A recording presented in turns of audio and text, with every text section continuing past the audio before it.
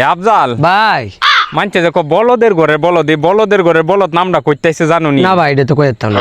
British আমলে যখন কোরা তেল বাঙ্গাইতো হ্যাঁ। কোরাতে হ্যাঁ।